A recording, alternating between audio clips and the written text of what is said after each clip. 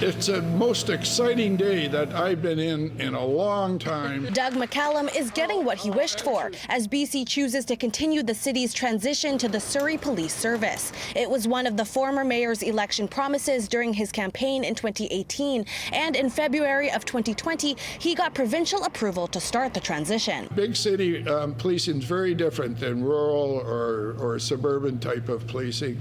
It has very different problems. We need our own police. But it's been a rocky road to get there. Here's a look back at some of the bumps along the way. In 2021, McCallum was charged with public mischief after telling police that a woman who opposed the transition ran over his foot with her car in a grocery store parking lot.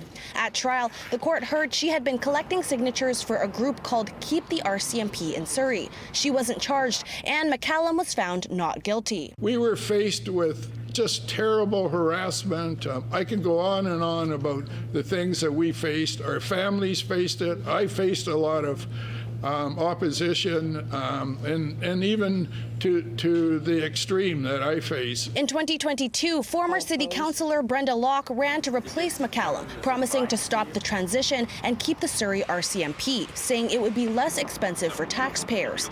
But after she was elected and council voted in favour of maintaining the RCMP, they asked for Public Safety Minister Mike Farnworth's approval. That started a battle between the city and province. While she won the election last fall, she was only elected with about the support of a third of the voters in Surrey, most of whom I think want this issue to be settled and for everyone to move on. Brenda Locke and the city of Surrey may not like that, but under our constitution, cities and municipalities are subordinate to the provinces. After asking for and receiving reports from the city, the Surrey RCMP and the SPS, Farnworth recommended the city continue transitioning to the municipal police force in April, offering $150 million in financial assistance. But 2 weeks later, City Council still voted a second time in favor of keeping the RCMP. Farnworth made a statement demanding the city hand over the documents they used to make their choice. Locke called him a bully and a misogynist. The tug of war is now over, given Farnworth's decision, but the transition will take 2 to 3 years, and anything could happen. Well, that leads us right up to the next municipal election.